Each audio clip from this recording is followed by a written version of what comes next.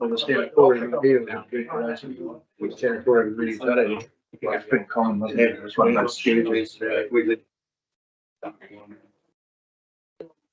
Yeah, so there's on the but I'm usually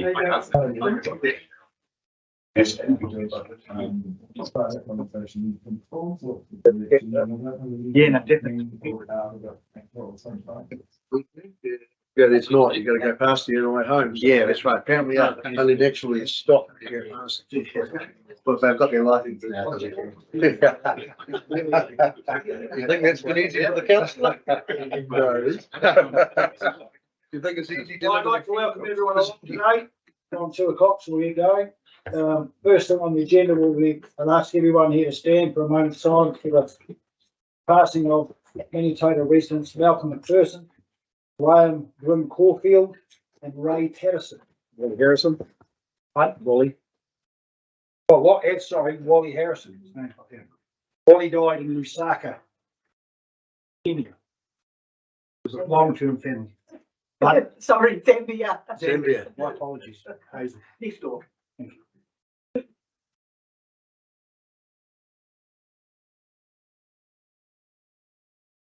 Thank you very much. So at the public forum, so we've got Adrian, who's speaking first. We've got Adrian, Graham, Swinburne, or Hazel Harris. Yep, Swinburne. Hazel, would you like to start? Yep.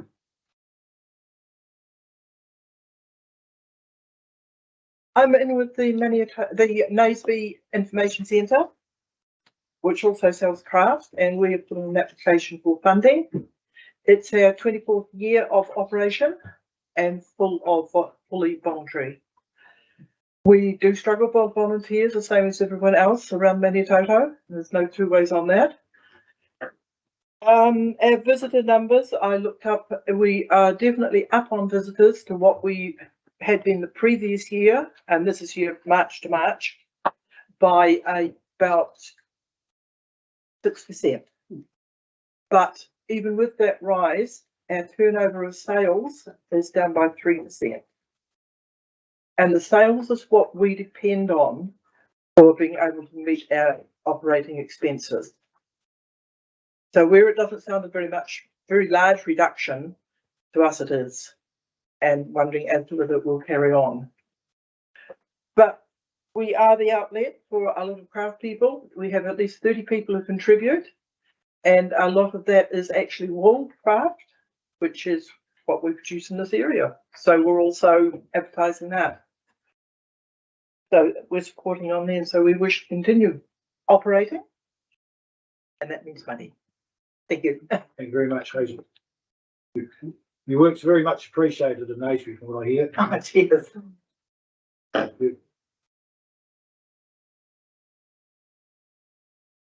Someone to speak on the Ern Street renaming? Sorry? The Ern Street renaming? Oh, sorry. Yes, I didn't realise it was on this as well. This is something that I, foolishly, I think, started well over a year ago. I had noticed that there were 2 roads that were misspelt in around Naseby, plus 1 street. The 2 roads were Fennessy and Wet Gully Road, which both had an extra E in them. So it's Ern Street, actually. Those were not a problem because the council were able to look back on their records very quickly and said, oh dear, they are spelt wrong. We will fix those. Ern Street is a different kettle of fish, because it goes right back to 1864. And that was when the first plan was drawn up for Naseby and the street's named. Now that was prior to your Naseby Borough Council. Your Borough Council came along in the early 1870s. And in 1876, they got David Barron, who was the Otago surveyor, to draw up a new street map. And he had different streets to a certain extent, what are there now, but he also renamed quite a few of the others, but left Ern Street, except he put an E on the end of it. Now, having researched what Ern is, besides earning money, it is either a river or a loch, a lake in Scotland. And looking at a lot of the other streets which are in Naseby, they are also named after lochs in either, or waterways more than anything, in the UK, and that includes Ireland. And that's where your main gold miners were, so that stands to reason. There's also an Ern Street in Cargill and Oamaru without the E. Now, when your second Naseby map was drawn up, as I said, David Barron put an extra E on it. And he was a Scotsman, but he was a Lowlands, he wasn't a Highlander, because the Ern Loch and River are actually up around Aberdeen. Now, the Maniototo Chronicle, the local paper, always reported it without the E, and it was never corrected by anyone, be it the council, be it some high-minded citizen or anything like that. So it continued being published without the E in the Chronicle until 1926 when it finished. Unfortunately, no one referred back to the original map to see that there had been a mistake made on that E.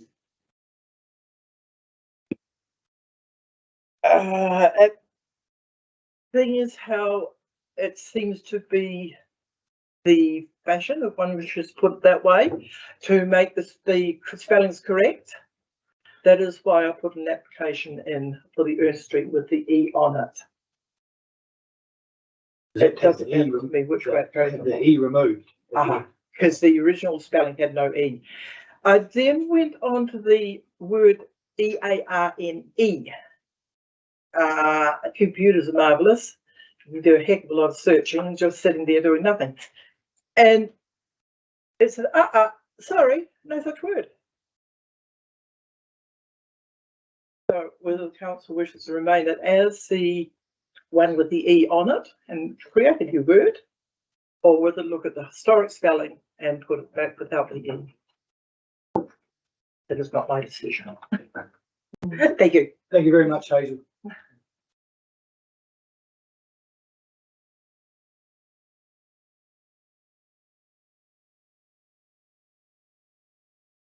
Eric. Eric Swinburne is with, who we don't know, is with Naseby Vision. Mr. Chairman, worship the Mayor, ladies and gentlemen. My name's Eric Swinburne and I'm representing Naseby Vision today. Naseby Vision is an incorporated society that looks after the interests of over 300 residents and ratepayers in Naseby. And over the years, Naseby Vision's made it its job to try and look out for projects, things that we can do to improve Naseby. And recently we were revisiting the signage in the town, and the welcome signs were looking pretty dated. And so Naseby Vision has come up with a scheme to replace those. That's well underway. But there was also a lack of information signs in the town. There are quite good information pamphlets available from the information centre and some from around the places like the curling rink and the shop, but they're not always open and they're limited in the information they portray. So we thought it would be good to have a comprehensive information sign in the town that was readily visible and which informed visitors of the available business services, the sites and the activities in the town. So Naseby Vision had a sign design that incorporated all that information. We have had quotes for the sign and also for the mounting of the sign. Now I believe those have been forwarded to the room here, but the quotes amount just over $5,000, plus there will be other incidental costs, and there will be a consent required for this sign. But Meg Garner, on behalf of Naseby Vision, has submitted an application for funding, and I was asked to come along and speak to that. So that's basically where we're at. We're trying to put better signage in for visitors for this coming season. We're looking forward to a busy season up there. There's seems to be increased activity, numbers of people coming just to see the town because people are hearing about it. We're optimistic of increasing activity at the new Maniototo Adventure Park. There's a new general manager starting beginning of next week to try and pull all of that together. So, we felt there was a need there just to inform people better of what is available in Naseby. Are you going to completely redo your new signs, or are you going to keep the old sort of style? Well, the welcome signs are a new style, but they're replacing the dated and rather aged signs. The information sign is a completely new design. There is a sort of a picture, but I don't know whether that's been forwarded to you. The work has been done by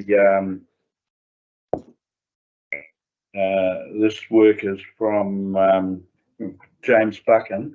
He has done the design work on the sign for us and quoted for the sign. And basically, it's in two parts. There's a part showing the large area, including the recreational area, and a detail of the town centre, and listed all of the currently available activities and business services in the area.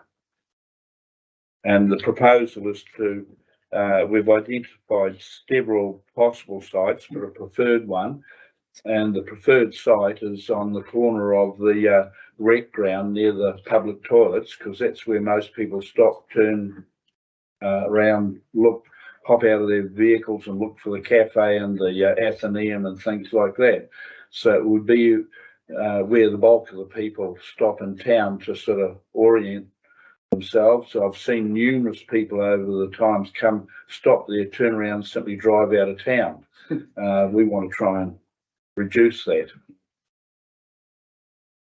I've got a question. How do you think the industry should be spelled? Naseby Vision, are you representative of your community? You can have an opinion.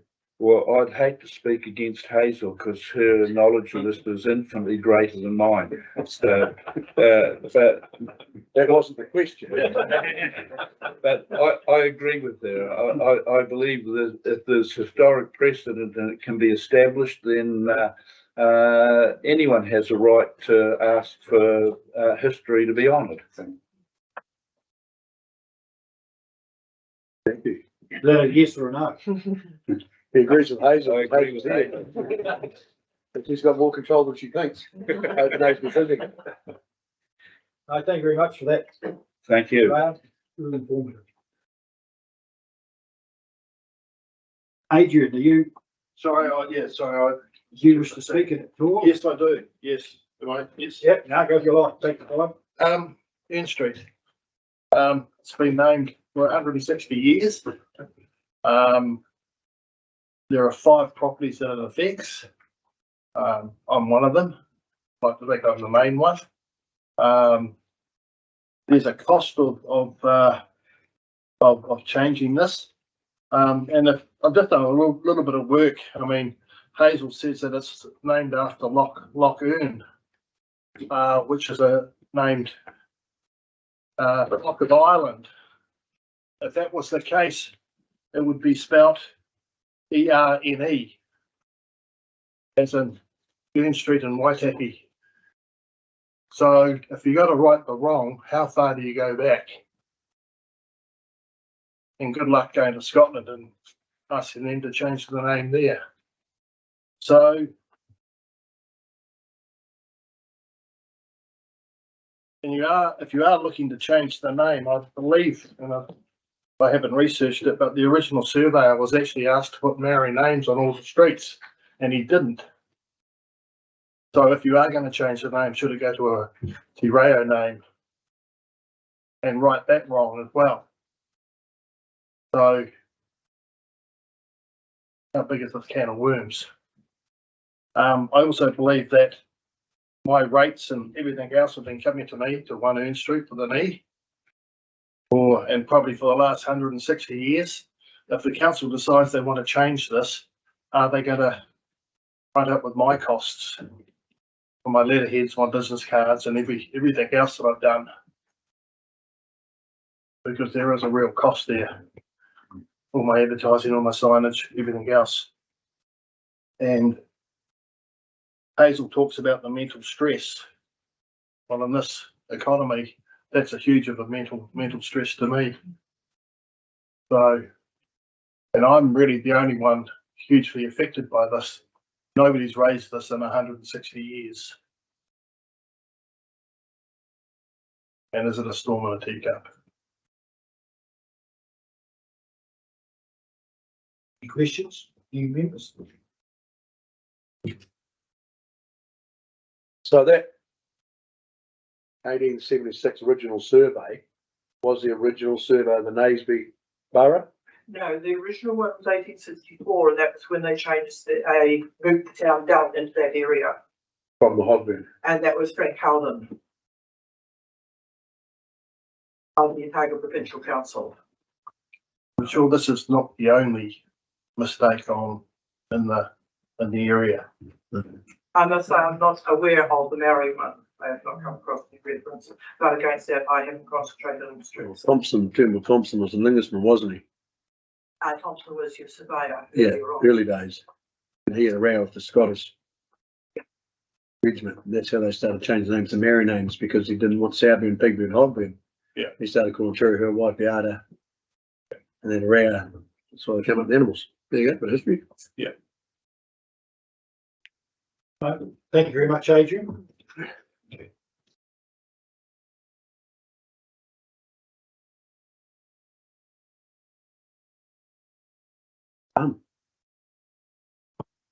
Right, can I have someone move the confirmations of the minutes from the previous meeting, please? To the regular. Yep. Mr. Corley, second please, and Hal, all those in favour, aye, against, carried, thank you. Just like to remind elected members, if they feel they have a conflict of interest of anything being discussed, declare it. They wish to have it known. And also just to remind members that as elected members, they have a responsibility to themselves and to the community to act in a way fitting of being an elected member. Just remember that. And we are on live all the time. We've been these meetings, okay? So anything you say in here never goes away. Understand? Thank you. So we've got the community promotions applications, the first funding round. Ellie, Mason, and we've got Paula Pinnock. Good, and thank you. Rebecca Williams normally presents the community grant, so I'm a stand-in today, so apologies for that. If I speak off for community grant, which is the area that Rebecca has been looking into, we received 2 applications in this funding round for community grants. So this is, as you know, the first of 2 funding rounds that you'll receive in this financial year. So we're starting off with our full balance for 23-24, which is $15,000. So applications received from Naseby Information Centre, and you've heard from Hazel earlier, and from the Maniototo Early Settlers Museum. So both of these applicants you have seen before and are regular recipients. You both know the work that they do in the communities and that how they rely on this fund to keep them ticking over and going forward. Last year, Naseby Information Centre's application went through to promotions grants funding because of the balance of need and where the available funding was, but generally they get funded out of this pot of money. Last year, too, just a reminder, you spent $10,300 of your available balance of $15,000, and that went to Maniototo Early Settlers Museum and the Lions in that last funding round. Okay. For your promotions, this round, you've got your full year budget available of $5,000. Got 1 application to consider, which is this new signage from Naseby Vision. I know that Meg has been in contact with our Parks Department and with the Planning Department as to requirements for having signage on the reserve. and the mock-up, which will be in your documentation. Just to note that that is still very much a first draft. You'll find that there are some typos and some things that do need to be rectified in that. Needs to be said for them. Any questions, members? So the Early Settlers Association is the museum. Am I correct? I remember that's the museum, and that's will be running costs. That's all completely volunteer operation, I understand. They do have a part-time staffing group and they fundraise for that position. And then the information centre, it's just the expenses for Hazel's operation, correct? So, no questions, Stu? You can always ask me something. No, it's more the level of funding we've got available for our grants pool, because these costs are going up, and let's look at them there. And I guess that's been a bugbear for us for a while, how to increase our grants budget. When you look at what's required, and there's pretty much close to 50,000, and we're only going to give 15 and 14. So I think that's something we need to look at, is increasing that pot, because it's not going to get cheaper to do these things. And, you know, Naseby don't come too many times, but all those are in Naseby. Oh, yeah. Really causes a whole lot of, but we have, I guess, going forward, we've got other things that are going to be paid for in this community, and our grants budget is one we have to use. So, yeah. Do you want a decision out of us now? Don't you? Yes, we do, please. Okay, I'll make a recommendation. make a recommendation that we fund the Maniototo Early Settlers Association for 8,300, Naseby Information Centre for 4,000, and the Naseby Vision Incorporated for 5,000. Move that, Stu? Yep. Have a seconder, please.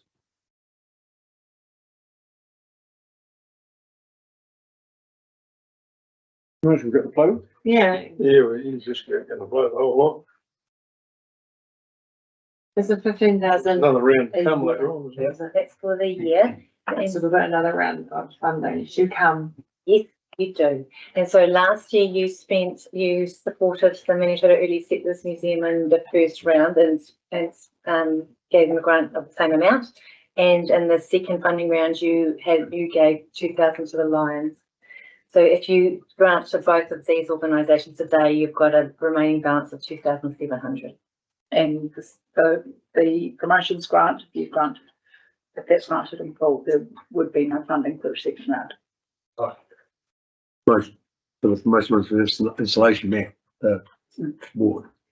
But it either works or it doesn't work. You don't get half the board, do you?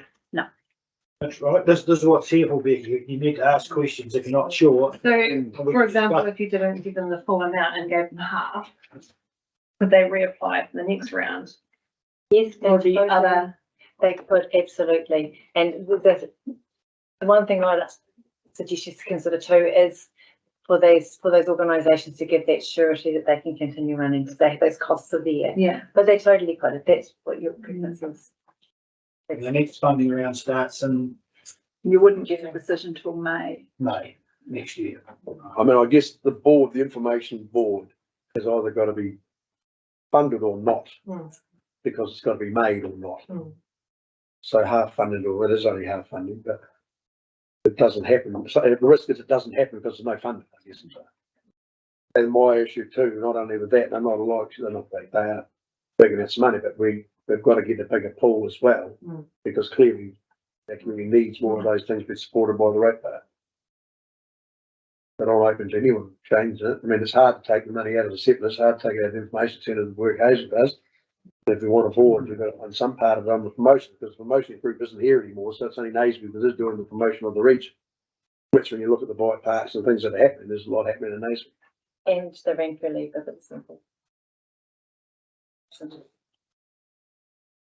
If the promotions group didn't get the whole $5,000 kit, they continue to put the board up. Has Naseby Vision got the funds to actually fund it? They'll continue funding, like we're always fundraising, we just have a variety of things to spend those funds on. We've just bought new nets for the tennis court because the old ones were getting a bit second-hand looking. So we would continue to fundraise. It may delay the project. One of those nets not a part of our Parks and Rec budget, Yeah. or you send that account to Gordon. Funnily enough, we were told it was Naseby Community's responsibility. The tennis court belongs to the community. Well, we funded the car ceiling and upgraded them a few years ago. Yeah. So their responsibility should be that, well, that's a conversation you can have with Gordon. But if that be the case, there's no need to have the full amount if they are going to continue, but you want to make it $3,000 and that'll give you 5,000 the next round. Any ideas? Becky? You have an idea in your head? Huh? What concerns me is just like next time round, if you've got other people coming for a valid, Yeah. like you've got nothing left to give. Low budget. Yeah, like, Yep. things that Well, have you got a figure in mind?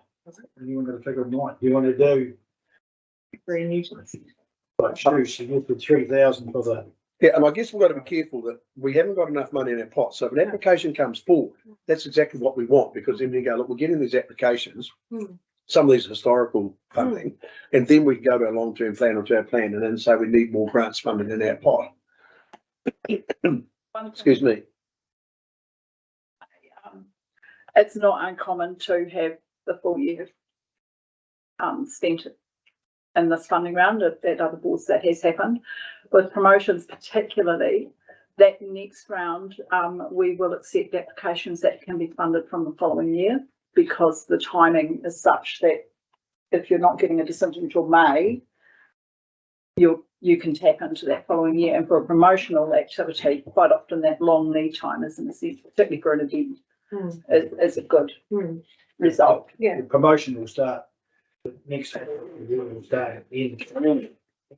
Not in 1 July, but what I'm saying Oh, is so- when you accept your next funding round, you could consider funding from the following financial year. The promotions grants. District wide. Promotions grants for board. Board. And with the community grants, we do see a higher demand in this first funding round because we do get the applications from the people like these two organisations who are running an event, like running an activity that has costs throughout the year. So a lot of boards do see the pressure come on this first funding round because of it. Right? What are you thinking? Well, you're going to put a sign up, you need a sign, don't you? And it won't be back for it. That'll be one thing about it. It'll be a one-off one. One I've got, yeah. Blows away. Yes, it blows away, yeah. Yeah, because the early settlers, they need the 8,500 roughly just to keep going every year, because that's rates, power, stuff like that. We take it off them, they're gonna struggle to keep going, and they do a good job there, they get a few visitors. No, it's not even about the billing. Yeah. You know, everyone's got a billing case.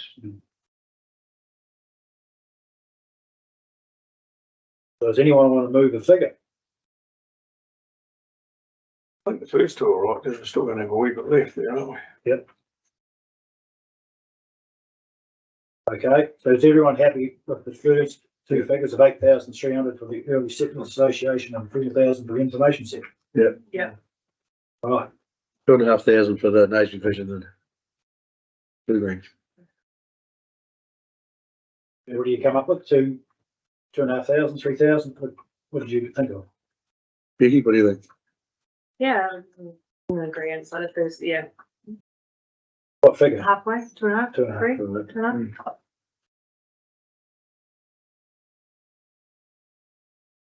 Duncan? Yep.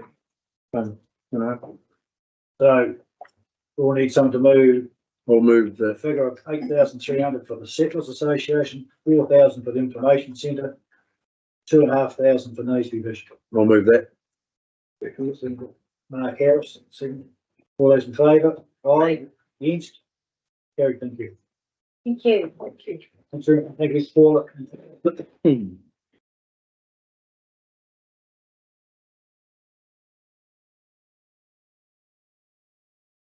Right. Road renaming.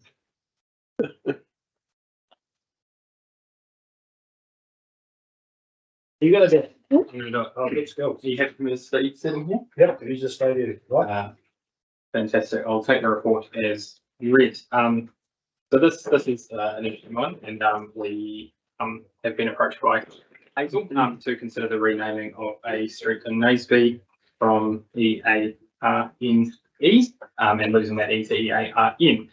Hazel has provided evidence of survey plans which are attached as appendices to the report. And we have also consulted with the affected parties along that stretch of road. So there is 4 affected parties: the Royal Hotel, Maniototo Early Settlers, Naseby Hub and Gun Park, which is CODC owned. One property owner who you have heard from is objecting to the change due to the cost and time involved in making the change, and noted that the business has been in this location for 160 years and the owner does not see the need to change the road name. The other parties provided feedback around supporting the change, but historically inaccurate. However, noted the costs involved, and a third property owner on the street is not affected by the change, therefore does not agree or disagree with the proposed change. I'll hand back to the chair for any questions. So what I understand, Ern is the lock out in Scotland, it's supposedly named after. There's also a different spelling of it, ERNE, which is also a lock in Scotland. It was named in 1864. Yes, so January 1864 with the EARN spelling, and then an updated survey plan in 1876 with the addition of an E. So it was originally about the E. It was updated to the E. According to the 1864 document, it is highlighted on one of the plans. It's attached in the appendices as EARN, and that's the 1864 document. And then the plan of Naseby Township of 1876, again attached as an appendix, EARN Street.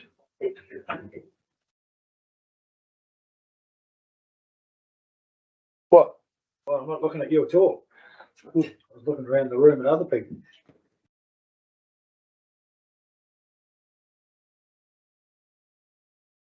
Someone speak up. Well, I mean, we are finding these things out, and even our own community name changes all the time. Boundary streets, but I do totally sympathise with Adrian and the businesses involved. It's been 150 or 60 years, but it's been fine, and maybe in misspelling, we talk about 6 years in the 1860s. We get a lot of this in council and roads and stuff around. I'm tend to leaning with the businesses are the people who've been here for the 150 years and will have a direct result of the cost. The person who come down to see the new promotion board won't really care how it's spelled as long as Naseby's got facilities. Well, it's bike parks, hotels. So the debate we will always have, some of those pig-headed old Scotsmen, they might have just been against one guy writing a survey. I don't know, but yeah, well, how more came out with other views in Scotland, it could be one of them. But, I just think we've seen what the controversy can get stirred up in our own community when people decide change their name. And I'm just leaning that why change it if it is only a need, and if it's been there for 150 or 60 years, and it does affect businesses, it does reprinting of stuff, it does. And this is such a big deal. That's just the way I think, businesses get hammered by decision making of idealisms all the time. But the reality is it's been fine for the last 150 years. Duncan. I'm still inclined to agree with Stu. The fact that it's been renamed after 8 years and it's kept that name for 60 doesn't necessarily make it right either, I suppose. But I'm inclined to agree with Stu on this one.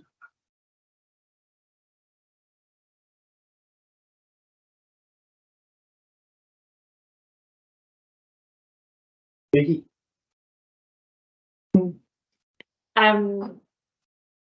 Yeah, as a business owner as well, I do side with Adrian on this one.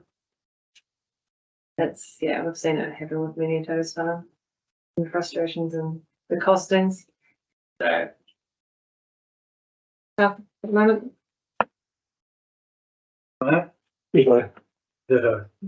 so just Have enough, have enough, had enough rubbish from other bloody things without keeping going down this track. So in making a recommendation, obviously, we see it from both angles, from an officer perspective, and the challenge in making a recommendation for this report. I am seeing a theme from the feedback here, but I'm wondering if there's an opportunity to have a conversation with the affected business owner in the future, if there is ever going to be a update to signage or logos, naming different things that for businesses going for a branding exercise or anything like that, and it could be adjusted at that point in time in the future, if there isn't the opportunity through this point. So it could come back in the future. So if we don't accept the recommendation, the name stays the same. Correct. I look at it the way that we could go through this every day in Renfrew and have zone inquiry notes and better art, and someone could turn up and say it's spelled wrong. Getting it now is the moment. Maniototo for one. You could just go on and on and on and open the can of worms. Do we want to get into that can of worms? What I see of the board, we don't want to. I mean, if it was completely out of alignment, then it would be a debate. But consider it's an E dropped on where there wasn't two surveyors.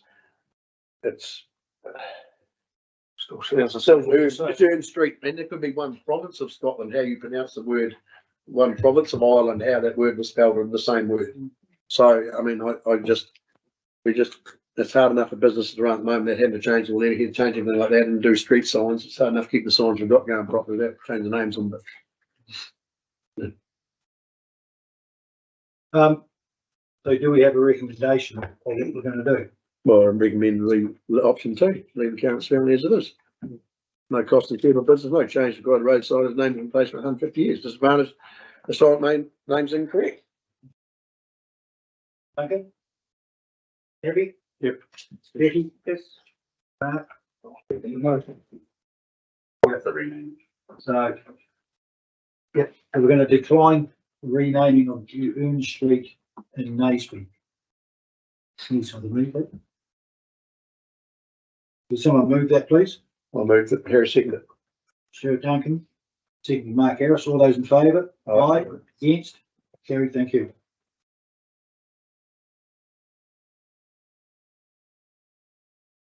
For your comments, yes.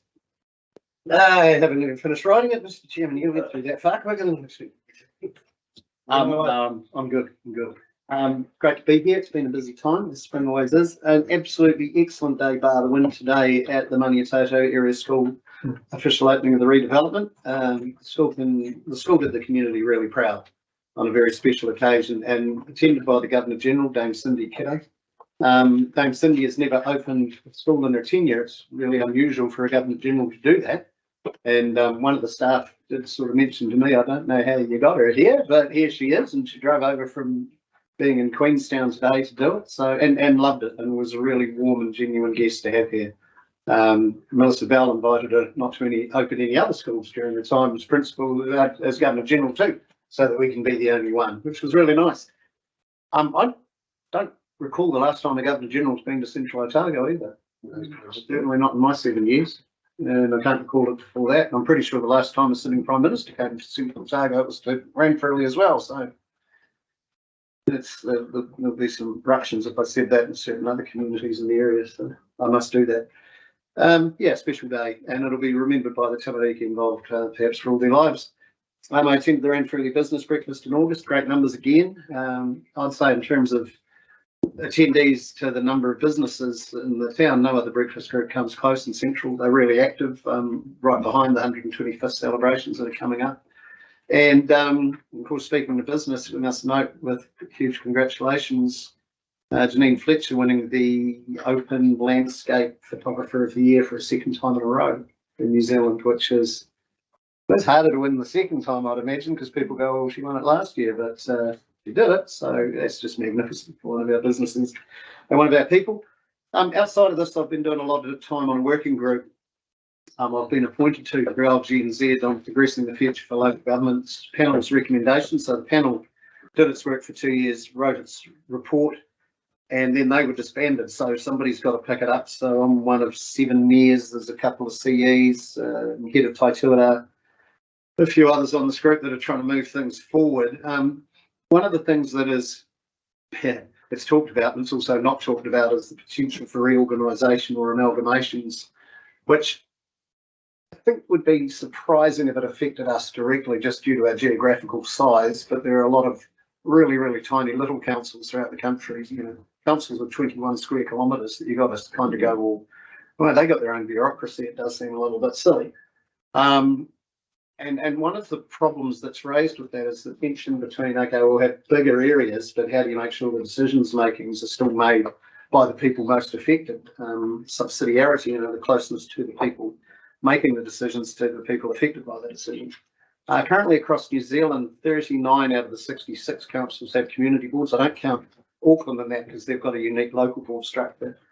But of those 39, there's only 11 that have boards serving every resident. So out of 66 councils, 6 of them are like us with a board for every resident.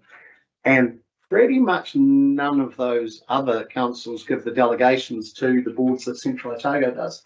What I'm saying is that we're possibly going to be looked at really closely as a role model and an exemplar for how that may, and I'm talking a really big may and if here, but it's just a thought for the future that of how future things may be done. And so strengths to the board's arm as it continues the great work that it's always done. That's really me, Mr. Chairman. Happy to answer any questions. Yeah, I understand what you're saying about the boards, because nothing stays the same forever. No. When they changed it 30 years ago. 1989 was the, so, that's a long time for things to remain the same. And a lot of those, a lot of the decisions that were made back then were really made on people holding on to their own territory, like feudalism almost. And you got to look at it and go, is that the right way to go? And if I was sitting in a district of 21,000 square kilometres, and 21 square kilometres, not 21,000, with its own, set up, you'd wonder. I'm not picking on that district in particular because there's any number of particularly in the North Island, but there's a few in the South Island too that you go, well, that's really tiny. And what we've got to be really careful of, you don't want to wind up like, the MP for Southland who's got a territory the size of Belgium. That's just madness. Mm. And I know for myself to try to get from, yesterday I was in Roxburgh and Cromwell and ran freely. You spend a lot of time in the car, you don't want to be going bigger than that. But there's also some really strong discussions being had and to be had about whether or not district councils pick up the work that regional councils do. If the 3 waters are taken off us or go, then we're not discharging waste into the waterways. Then do you need a separate environmental arm to do that, or can we do it better ourselves? Could we do it better as a unitary, just doing that stuff with Queenstown, have an inland Otago look at it? I don't know. There's lots of really interesting discussions to have. At this stage, the only thing that's agreed on is that change is going to happen. It needs to. Oh, yes. In a number of different ways. So everything needs tweaked, doesn't it? Yeah, it's exciting to be in the middle of it. I love being in the middle of controversy. Yeah. Other questions for the mayor? I'd just say that there was fair discussion that the board was not an appetite to have more elected members, wasn't it? Yeah, council. The council had like doing Cromwell because of growth, the representation had more people. I guess I hope that we're safe, Te Rere and the Maniototo, because we are unique in the size of our region. Absolutely. Or else we could quite easily get smacked into Vincent and be another elected member there, but that would be such a big area, such a diverse group. It's only a small number of elected members, but you'd argue that if they put the members from the Te Rere, the Maniototo there, would that balance Vincent anyway? Well, we're the reason that came up at our last council meeting is we're doing a representation review, which you do every 6 years, which you look as a council at your own structure rather than the broader one that I'm talking about. And you look at things such as whether any of your boards want to change their name or spelling of their name, or perhaps whether you want to have more or less councillors. At this stage, we've got a fantastic council that have said, hey, there might be a few too many of us, which is very reasonable. And say turkeys voting for Christmas, not that I'd call any of my councillors turkeys, but only one. I'll give you a couple. Yeah, I just opened the door to that, somebody had to walk through it. But it is a really interesting discussion because the way it works at a council level is you get the remuneration authority to determine a chunk of money, and that's the pay for your councillors. So the more councillors you have, the less each councillor gets. The less each councillor gets, the less it's able for people who are perhaps running a business to take the afternoon off work to go and do their council work or things like that. So there is an argument that a smaller council could create more opportunities for people to become councillors because the financials would stack up better. The maths at the moment, though, may dictate that we have to add one on, which is madness. One more councillor. One more councillor just because of the size of So they don't take one off somewhere else. No, so the ideal potentially would be one to come off Vincent, which would balance Queenstown, Cromwell and Vincent out better. But there's a convoluted system which may force us to put one extra on. There was even the councillors were even saying, well, look, you could look at 3 in Cromwell and 3 in the Maniototo. Vincent. 3 in Cromwell and 3 in Vincent.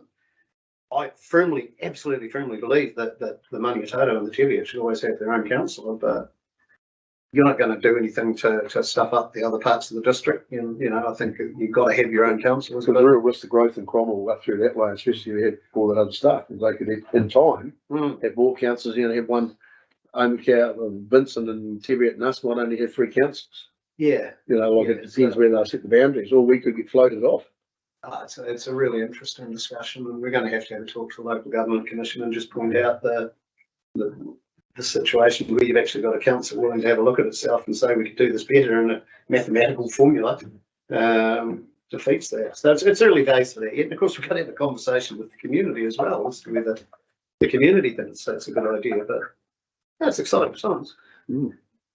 Thank you, Tim. Thank you. Someone move Tim's report. Mark Harris, seconded. Stu Duncan, all those in favour? Aye. Yes, very thank you. First of all, I was very remiss not to welcome Peter Kelly here, our new CEO. I was sitting there thinking I hadn't done something all the way through, and I just So was I. Me too. I hope you enjoy your time. The new CEO at CODC. I enjoy coming down here and meeting people. I'm sure there's plenty of people around to take you and show you stuff, and even Stu will take you somewhere, won't you, Stu? You're right. And no, I hope you and your family enjoy your time. Thank you. And I hope we know you really well. Good. We were at Stu and I at the school light meeting. Very well done, I thought, by the Governor General and by the staff. Linda Collins and the others spoke for you very well. It's a great asset for the community. I didn't make the last meeting. I got way late, and the only thing I was going to really talk about was that I was actually at the Drybread Cemetery reinterment of the graves. It was wet, it was cold, and it was windy, and it was quite interesting. They had the lady from the university talking about most of the graves near infants. Everyone died of infection, or they died in childbirth. It was quite, they were going down, these 2 men had been buried together, one, and they were buried top to tail. One was old and one was young, so I think they were father and son. And there were wee babies, and most people died of an infection. Then they got the Chinese graves. Well, they had just been chucked in a hole, really. It was quite sad what had happened. They had this Chinese who's related to the Suhois. He came up in Dunedin and did a Chinese offering of, I can't remember exactly, but yeah, he was quite interesting to talk to after. They've done a lot of work up there, removed a lot of trees, put a fence up, and doing a lot of work, and very wet, very cold. So I see that house at Naseby is gone. That was been causing all the issues. The house has been carried away. The only question I've got about it is who paid for it all? I mean, was it a council consenting issue? Because someone had to pay for it to get here, someone had to buy it, and they had to be all removed. Look, I don't know. Don't know. Sorry, Through you, Chief. Well, there was an arrangement made with the owner. I was briefed on that this morning. Yeah. And it was confidential. But in the end, we all came to a mutual understanding. and which enables everyone to be satisfied with the outcome. So I hope that the consenting issue won't happen again. That's all I can say is. Yeah, correct. Steps have been taken. It was to do with just the way the line was visible on the screen. It's something as simple as that. I mean, as much as we say we should be able to discount human error, you can never quite discount human error. But they've taken steps. They've changed the colour of that particular font, but denotes a particular meaning. And if you jump online GIS, you'll see it now, and that changed the colour. Thank you very much. I had a drive up to Falls Dam the other day with a farmer about the road and the culvert up there. They had asked to be repaired while they cleaned out the cattle shop, so I talked to you about it. Yep. Apparently the senior engineer drove all the way in to look at a small culvert when I would have thought for 3 hours would be a waste of his time. I don't know who it was.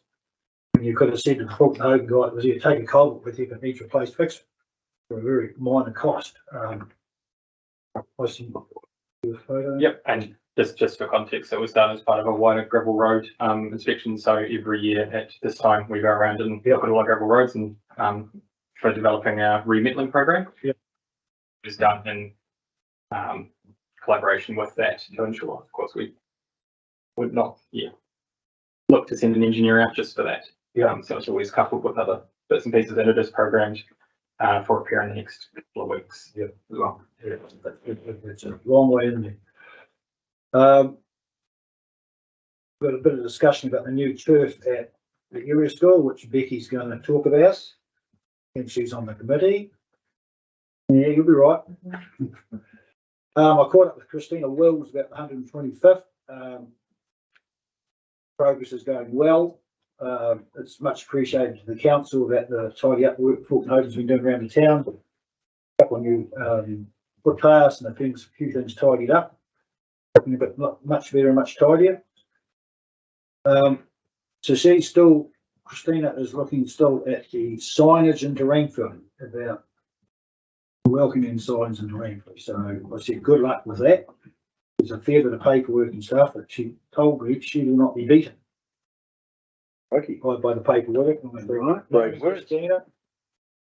Could well happen. She's a very determined young lady. So she's working away at that, and she's going to keep us informed about how she's going. I'll give her a few names and NZTA to ring and talk to.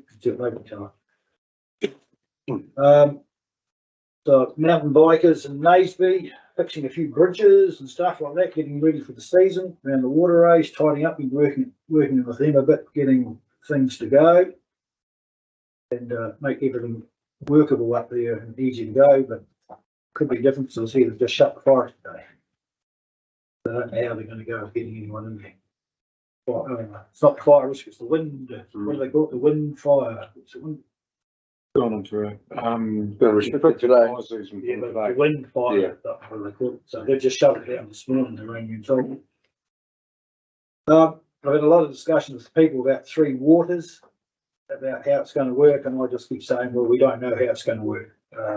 If the government changes, it might change. I said if the government doesn't change, it mightn't change. We're just going to have to wait and see of exactly what happens. But what I've read about it is that every rateable, every water user in New Zealand has to be metered. Is that correct? No, but it's madness not to. Absolute nonsense. Yeah. And Was that a recommendation that they be metered? Yeah. I haven't read that. But must be on the wrong side. For us, we dropped our usage by 25%, and 80% of our users got a lower bill. Yeah. So why wouldn't you? Yeah, that makes sense. But there's a lot of people, just wondering what's happening because it's gone off the radar with the political landscape. I suppose it's just gone completely off the radar. So They did pass the subsequent amendments to legislation, so it has been enacted, so it is law. Yep. And, but we just don't know what effect it'll have. We just don't know how it's going to come in yet, do we? no, there's still National Transition Unit, Department of Internal Affairs. There's still work. They have regular meetings with the staff here at this council and councils across New Zealand on the implementation. The dates have been set not by order of council, but indicatively when regions will transfer. So work is still progressing, but it could all be tipped up on its head. Yeah. On October the 4th. Could well be, yeah. No, there's a lot, because there's a lot of small private schemes. I take it Cherry, for example, and they've got no idea what to do. And I just said, well, you're just going to have to wait and see. Yeah, just keep going. Yeah, it's Their just done. their situation is slightly different in as much as the three waters, as we talk about, is the ownership and management of council schemes, but private schemes, Yeah, they're already caught by the changes to the water quality schemes. So they need to be taking active measures to decide what they're going to do about that, because the actual political three waters decision that we hear all about is irrelevant in that space. Yeah. They need to be given some advice on that. well, like I said, you just have to wait and see, I suppose. Well, I'm looking for those guys. No, I think that Taumata Arawa, the water regulator, is responsible for bores that service a number of properties, and I think they've probably given some recommendations on what those people should be doing. So the water standards that they have to now comply to were passed with cross-party support. So if there's a change of government, that's not going to change. Yeah, So I think their water quality is quite good. Yeah, it's right. It doesn't matter how good the quality is, it's how much you treat it, just in case it isn't. Yeah. Yeah, well, they have only got UV off the government. Yeah. Sure. They need to be talking to Tamata Arawa to find out. And also in the Cherry Hill, I see the pool cover structure is going up quietly and slowly, replacing like with like. Is that the?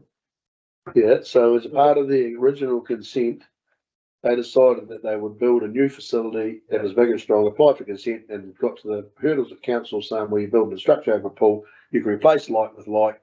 The issue that became probably an issue is that the guarantee on the cover they had originally was 14-year guarantee, and it fell within that. And they probably should have tried a bit harder, I think, to go back to the original manufacturer. And maybe they could like with a strengthen up or got a thicker grade.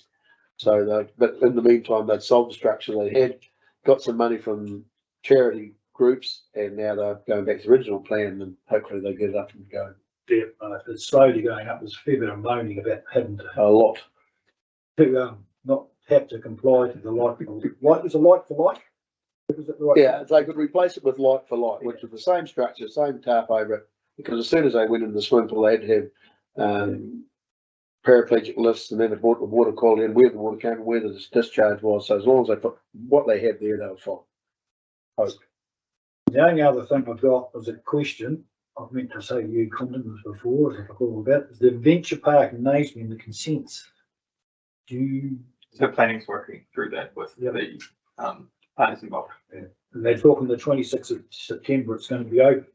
Yeah, so it'll be around a few days ago. They were just working through the lodgement. So then it's the process from there. So our consent team's working that with you. Do they all need a building consent and stuff, do they? There's the resource consent involved with the operation. So yeah, they're just working through that now. Right, that's very good. And that's all I've got. No questions? I'd like to move that report be accepted. I'll second. All those in favour? Aye, against? Members' reports. Many, mo. Me? There you go. Oh, I haven't got a lot to report. I've actually been overseas for holidays, so that was quite good. Quite nice to go to a country where there wasn't 10 million road cones where they're fixing the road. You could actually get up on your roof and paint your house where you didn't have 10 million bloody bits of steel to be. Once we got back and tried to come through the customs in Auckland, it was very plain that we were back in New Zealand. Apart from that, it was a good holiday. The only thing I have received was a complaint about the new playground. Someone said there wasn't enough things there for smaller kids under 5. But as I haven't been down to have a look, I can't actually comment on that. But that's about all I've got to say, really. And the 5, so that's what was the main, no? There isn't, or there is? There isn't really a lot for young toddlers. Oh, and the only thing I'd say about Three Waters and the government takeover of Three Waters is government also run health, roading, God knows what, and look at the job they're making of that, so that's my case. I thought you'd been on holiday. See, I was placing like a bet. The only good thing about it is it looks like these clowns might get fired out. see what happens, I suppose, in Mm. October. Right, nothing else? Becky, Yeah, I've had people talk about the playground as well, but there is a second step to that, is there? To add more to it? Yes, Yes, Right. I thought it was the case, and that's for younger kids. well, remember, this is what the community gave us feedback on what they wanted, so Yeah. that's what we did. Yeah. Next stage will be what the community wanted at that stage, I Yeah. guess, but it's little kids are older. Right, well, that was all my notes. That's all right. No, trees have been planted down the main street and the gardens are looking great, so it's awesome. Our local Delta guy is pretty cool, pretty awesome. Thoughts looking good. Vedent is closing, another business around coming. That's sad. Yeah, the turf, the school turf. So we've had a meeting in regards to that. They are just going through the Ministry of Education. They have closed off the project with them completely, and they're just going through the process of. They've been told it's a definite no for health and safety funding through the ministry because of the Hawke's Bay and the flooding. So all the money is going up there to help with the schools up there, which is completely understandable. So moving ahead, it will be completely funded from the community, the school, however we go about doing it. So they came to the funding day and they started all the grant applications. They're hoping to get it done before winter. That's their aim. They want to smash it out as quick as they can. So hopefully that all goes ahead. They've got a good wee team of pretty motivated people. So they should get some good steps going in. And then just the swimming pool. I'll meet with David on Monday and have a chat about that. But are we repainting it soon? Is that being done? Oh, you're awesome, Janice. People will be happy. Thank you. That's all. going back to your turf, Mhm. what size, is that a half turf? No. Not even that. Not even, I wouldn't even call it a quarter to. But they had just been recently told from the ministry project manager that if they put it somewhere else, even right next door where the cricket, nets and that are, the costing of that would be like half of what they are now because it's the removal and getting the base sorted and stuff. So they don't know whether to do that, put it up further on the school grounds and then just grass out what they've got there, or just put it where it is because it's right beside the gym where it is. It makes sense to have it there, but if it's going to cut the costing right down, then. Well, I just talked to Craig, it was $600,000 to remove it. It was ridiculous. I don't know what the money is. Yeah, what the rough costing was. It was $400,000 to put it back. You go, That's what we said. Can we just not dig a hole in a farm somewhere and just, well, it's so there's got to be What's happened taken before. away through the ministry. it's only hard fill, it's not contaminated fill. Yeah. So it just seems very strange. Mm. Because I dropped a 1.1 1.1 or something. $1.1 to replace it. Do And seeing that. you want, can you add anything to that, Dave? Yeah, that 600,000 to remove sounds a lot, but without knowing what's actually under the ground, if there's anything that's not clean within there, I don't know. So There's only drainage under it, from what I understand talking today. Well, it's the old tennis courts. There's never been any buildings there. And No, there's always tennis courts, right? Yes. yeah, that's something. I mean, because Omacow's sort of in the process, so that's something we could have a look at with them and provide any insight that we might have. Yeah, David. you ask them for a cost breakdown. Like just coming up and saying 600 grand. But I think that's anything involved with the education board just seemed to escalate price. That's Asking to justify. Well, it's hard fill. There's a hard fill. Janice, is the hard fill still open down there? We let the hard fill down there? Or? Yeah, but this will be asphalt you're talking about, is it? Yep. Yeah, Well, issue. I can't think of the asphalt still there. I don't don't remember. believe asphalt is allowed to go down to that hard fill concrete anything like that, anything without wire, well, that won't have wire in it, of course, but I don't believe their shafts allowed to be put down there. Yeah, I see. It may have historically, but that doesn't mean to say it should have been put there. Because it won't go on that one, church pit, well, it wouldn't be able to put No. it there. No, it's only. Nothing will be going into church pit apart from clean fill. Yeah. Yep. Good. Thank you, Becky.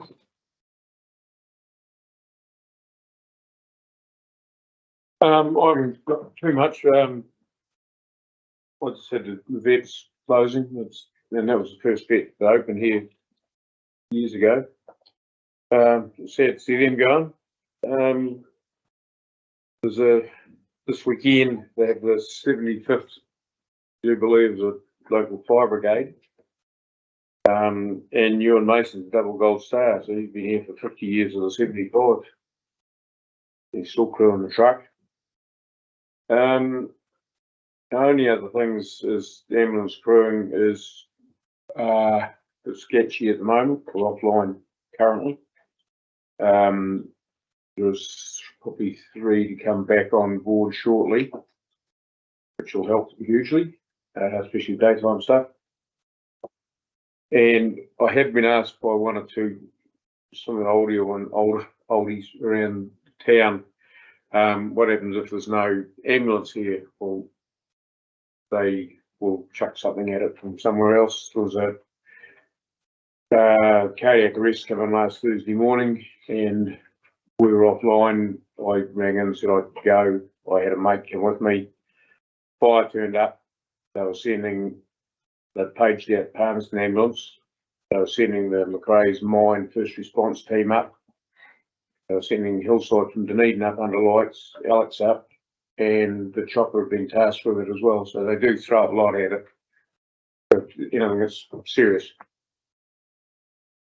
And it was a good result in the end anyways. And the only other thing is the roads around here are pretty good at the moment.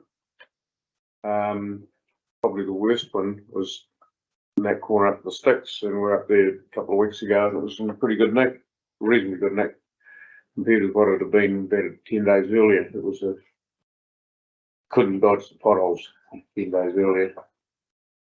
Quite good the other day, so a couple of weeks ago. And that's about me. Thank you, Duncan. Stu. Busy. Once again, went to the school thing today, and it's fantastic to see a new facility, because the whole time we sit around this table, we seem to feel like we get things taken off us all the time and nothing new gets replaced or done. But it's a fantastic facility, and big ups, and congratulations to all the people involved. And it's a long time, board of trustee members and chairmen of boards and principals. I think there's been 3 principals and 4 board chairs, and go back to Harry's day, you know, like people do their work. But it was fantastic to see it rolled out today, and to get a Governor General to come down to a small little place in the wind here to love it, and it was well received and accepted. Council, we had started our bridge strategy. For us, it makes a big difference, and there's a lot of work done by staff getting that across the line. Clearly, it looks like Wakatahi will look at funding some of our bridges, so there's been a real push. We can't do what we're doing without funding, so there's been a push for more funding. And I guess we're going a real tricky time when it comes to setting rates, but infrastructure is massively important to these rural communities. And we can have the wish lists of everything we want, but roads and bridges and getting exactly, Doug probably didn't talk about it, but you know, you can't drive an ambulance up a road because of potholes to go and see someone. That's a fundamental core why we're here.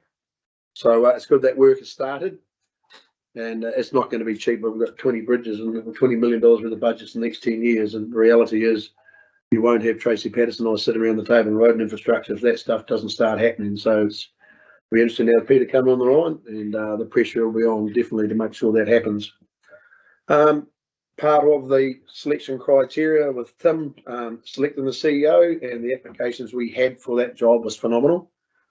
It really was. The talent base was amazing, and to get through the short list, and feel sorry for some of the people missed out, but good luck.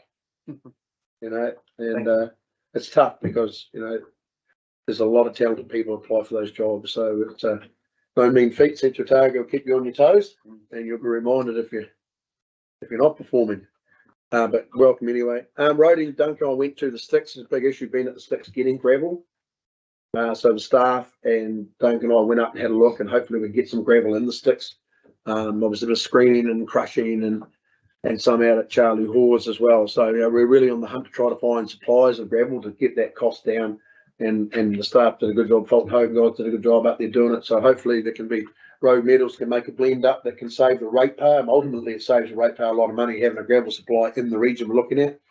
But, you know, some of those savings could be $1 million or $2 million in cost of fuel. And so, you know, I think that's got to be our focus definitely in our roading gang, get more bang for buck. Our roads are good at the moment, probably because it's quite dry, and I totally agree with Dunk. But, you know, we'll start to see broom turn up soon, so we're going to make sure we keep an eye on that. But it will be hard on roading gangs doing that while we've got wind like we have when you come out Mallets to spray broom and all of a sudden you get blowing out. What part of this fire brigade thing this year? Amazing for you and Mason have 50 years sitting on a fire truck. But once again, our community blessed with the people that give their time voluntary and people on this board. And no more than Dunk has spent most of his time on that ambulance, and people are here are really fantastic looking after people. And it was a great saying Mike Dowling here: we look after the young, we look after the old, and the rest we look after yourself. Just talking about the fire brigade, they were saying yesterday the Naseby forest is 3 times drier today than it was this time last year. So with the amount of long grass we've had around, and Naseby frightens everyone because a lot of that slash and burn and stuff around people's places. They reminded the people to keep mowing their lawns and get rid of that rubbish that's up in the back hedge, and because we do have an outbreak, these things can really get going. Yeah, farming, it's going to be tough for the next 18 months, 2 years. And we talked about the vets, and it was the most profitable vet ends business when it was running. So, you know, to think that you have a vet ends, and there's personalities involved, obviously, and a few other issues, but if those industries are really struggling, and I've been involved with a few big business people that have had their incomes have been completely capitulated in that rural supply business. So it's going to be tough. This downturn affects everyone, and we're not immune at ratepayers, not immune at council, and you know, interest rates doubling, the cost of fuel, and cost of getting things. We're one of the most remote regions from the coast anyway. I think Omakau is actually the most central point in New Zealand. Yes. Or nearly there, Chatter Creek or something. Middle right above the hill. Yeah, so you know we pay retail, and we pay freight both ways, and we sell wholesale. But you know, we sold sheep the other day were half the price they were in March. So if every business had their income halved and their interest rate like every household, and everyone's affected. So I know it makes it tough. I saw an agent yesterday, and he'd had absolute grief from shareholders and farmers. But the same of our staff on the front desk at councils, people come in frustrated. So everyone's feeling that pain. Other than that, yeah, no, that's about me. And yeah. Thank you, Stu.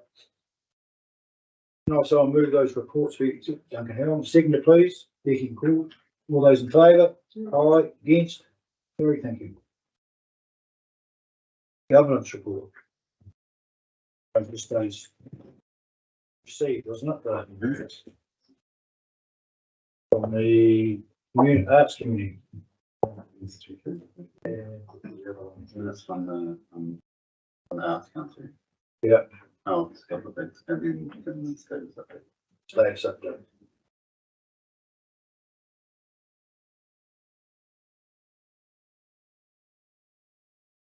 Status update. There we go. Does everyone read your status update?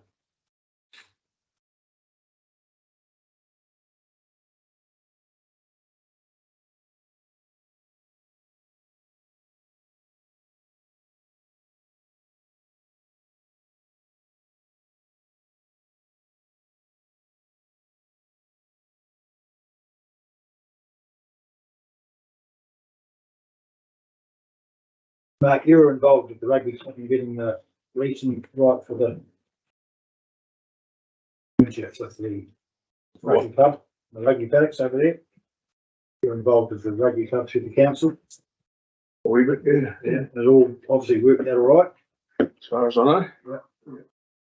And so we got the request to fill the old skating dam. If you remember, Becky would be too young to remember that. We used to skate. So that was declined.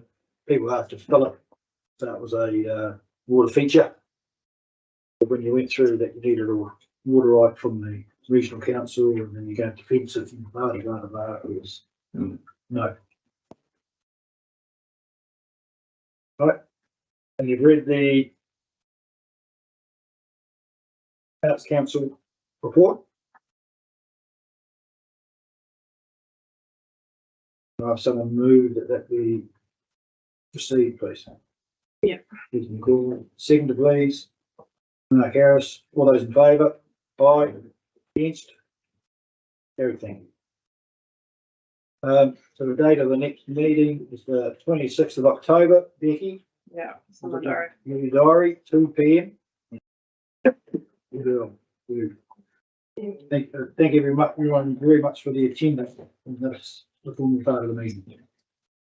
Sorry, I won't be here next meeting. I was there. Still in Vietnam. I could join by. No, I could by Zoom, but I don't want to. We probably don't want to see you in a pair of shorts. You do not for a second. The sunburn Or face. speedos. Bungee spoken. Like, 40 years ago, you'd have a trip over there for nothing if you're.